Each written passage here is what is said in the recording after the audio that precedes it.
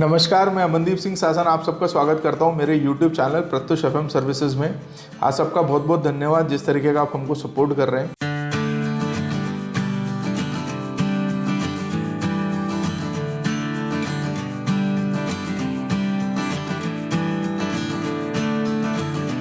उसी सपोर्ट का नतीजा एक बहुत अच्छा टॉपिक आपके पास लेके आए हैं आज, जो कि रहने वाला है SWP, सिस्टमैटिक विड्रॉल प्लान।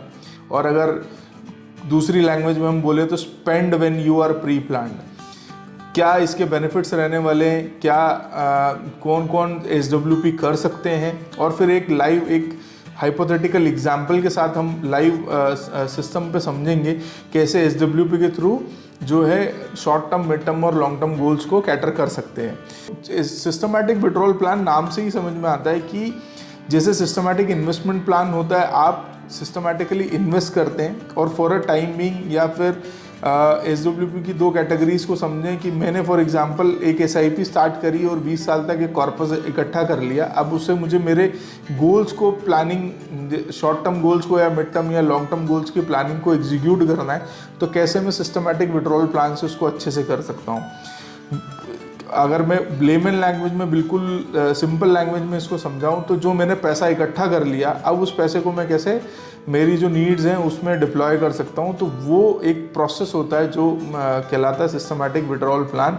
एक स्कीम से हम विड्रॉल ले सकते हैं वो अमाउंट का पैसा जो हमारी बेसिक नेसेसिटी या हमारे कोई गोल को कैटर कर रहा हो।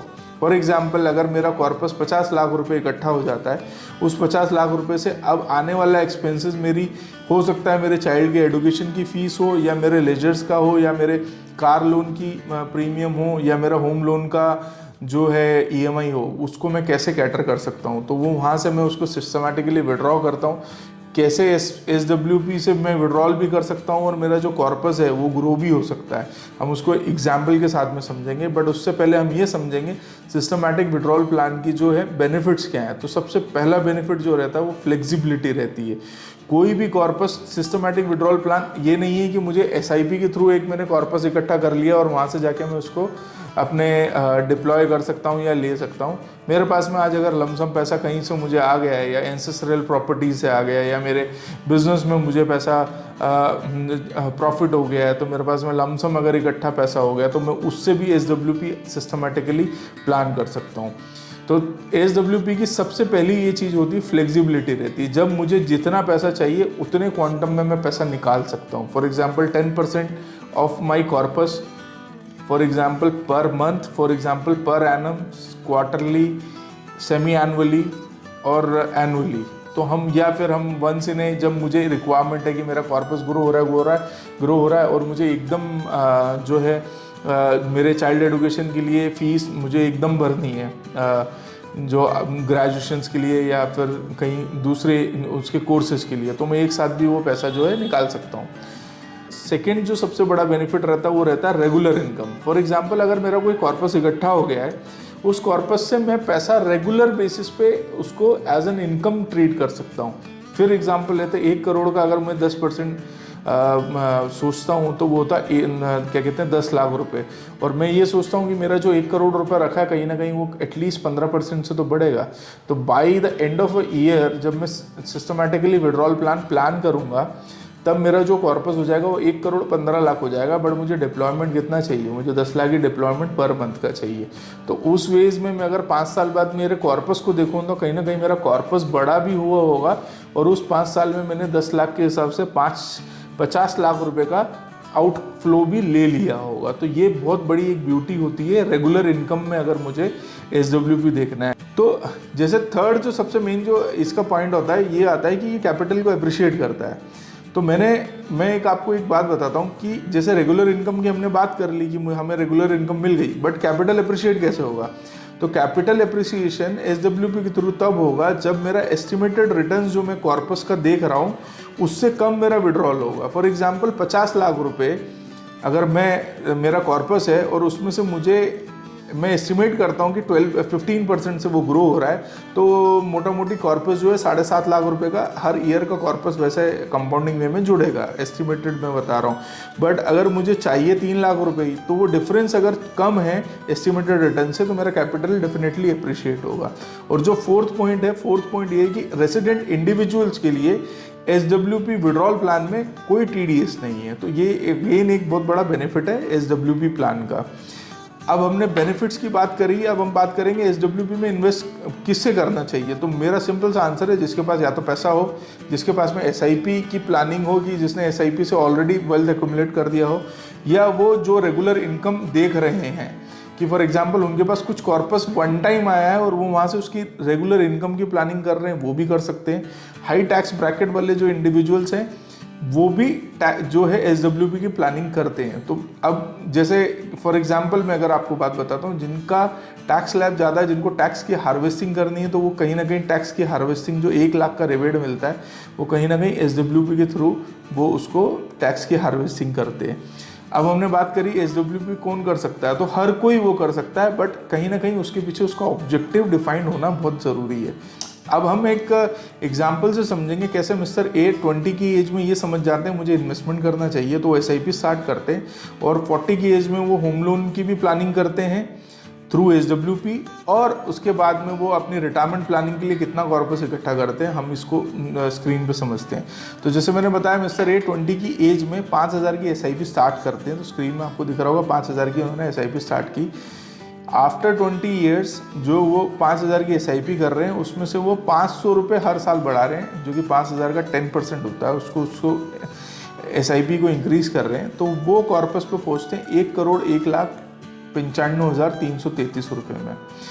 20 साल बाद जब वो 40 के होते हैं, तो उनको समझ में, उनको ये लगता है कि नहीं, अब मुझे इट इज़ राइट टाइम, क्योंकि मैं 20 साल की जर्नी में मेरी सैलरी भी बढ़ गई है और मेरे जो है एक लाइफस्टाइल भी बढ़ गया है। अब मुझे जो है घर की लेना है, मुझे होम लोन लेना है, तो होम लोन में वो ये समझते हैं कि यार मेरा कॉर्पस जो 1 करोड़ का हो गया है, तो क्यों ना मैं इसका फ़ायदा उठाऊं सिस्टमैटिक विड्रॉल प्लान का, ताकि जो मेरी 1 करोड़ का जो मैं होम लोन लेने जा रहा हूँ 20 साल के लिए, जिसमें मुझे 70-80 हज़ार रुपये की 80,000 रुपीज़ की जो मेरी होम लोन की EMI आएगी, तो वो ये करते हैं कि 30,000 में मेरी सैलरी से देता हूँ, और जो है 50,000 जो है मैं मेरा जो कॉर्पस मैंने SIP जो 20 साल चलाई, जो आज 1 करोड़ रुपया हो गया है, मैं उसको यूज़ करता हूँ। तो टेक्निकली ये 1 करोड़ का, अब ये स्क्रीन पे हमने समझ लिया, तो 1 करोड़ रुपए हम इधर लेके आते हैं। 1 करोड़ ये मैंने SWP कैलकुलेटर निकाला है, हर बार अलग अलग मैं साइट से करता हूँ, इस बार मोतीलाल की साइट से मैंने किया है।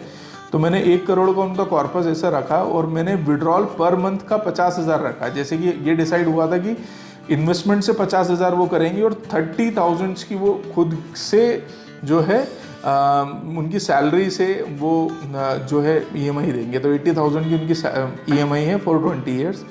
अब हम बात करते हैं एक्सपेक्टेड रिटर्न्स।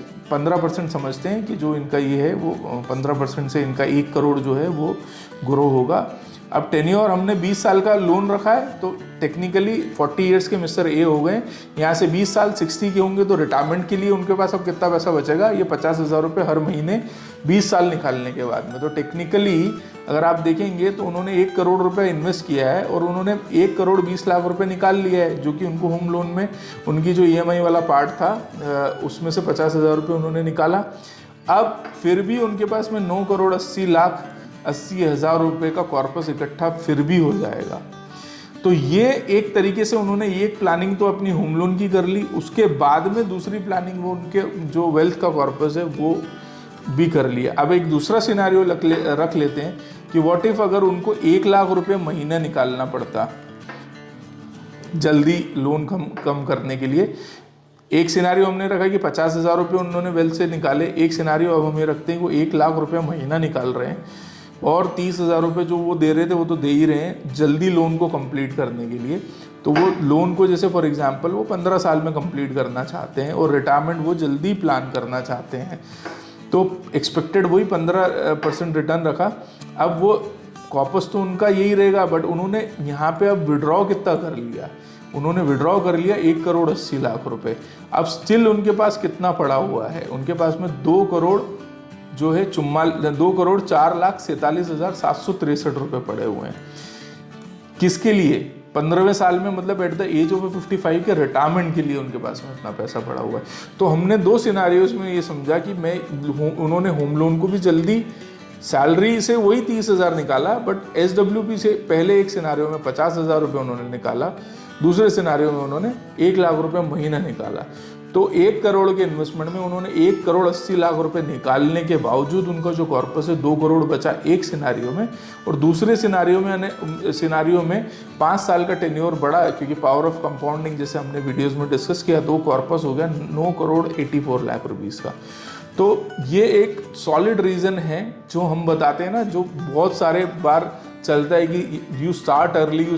तो एक हाइपोथेटिकल एग्जांपल रखा कि 20 साल से उन्होंने 5,000 की ही SIP की, उसमें उन्होंने होम लोन की भी प्लानिंग कर ली, उन्होंने उनके लिए कॉर्पस 10 करोड़ तक का कॉर्पस की possibility just with the 5,000 rupees of SIP and A top up of SIP जो है 10% ऑफ टॉपअप ऑफ 5,000। तो 500 रुपये हर साल बढ़ा के 5,000 की SIP से उन्होंने कॉर्पस जो है 1 करोड़ 20 साल में इकट्ठा करा। उस 20 साल के बाद में उन्होंने होम लोन की भी प्लानिंग कर ली, और अगले 20 साल में उनके पास में एक सिनेरियो में कॉर्पस 10 करोड़ हो गया। तो this is the beauty of smart planning, systematic planning. अब वो सिस्टमैटिक प्लानिंग इन्वेस्टमेंट में भी हो सकती है और विड्रॉल में भी हो सकती है। ये थोड़ा सा टेक्निकल और कॉम्प्लिकेटेड हम बोल सकते हैं, जो अगर पहली बार हमारे जो है यूट्यूब चैनल पे आए हैं, तो मेरा रिक्वेस्ट है इसे एक बार वापस देखिएगा, और अगर आपको फिर भी नहीं समझ में आता तो डायरेक्ट हमें कमेंट करें, हमारी ईमेल आईडीज़ पे आप हमें मेल कर सकते हैं क्लैरिटी के लिए। हम आपको डेफिनेटली जो है वैल्यू एडिशन करेंगे। अगर आपको ये कंटेंट अच्छा लगा, समझ में आया, और आपको लगता है कि ये किसी की फाइनेंशियल लाइफ में वैल्यू एडिशन कर सकता है, तो प्लीज़ इसे लाइक, शेयर, सब्सक्राइब कीजिए, ताकि जो वैल्यू एडिशन फाइनेंशियल लिटरेसी का हम हमेशा से बोलते आए हैं, उसमें हमें मदद आपकी मिले। Thank you so much. अगले किसी वीडियो में अच्छे कंटेंट के साथ में वापस आपसे मिलते हैं। धन्यवाद।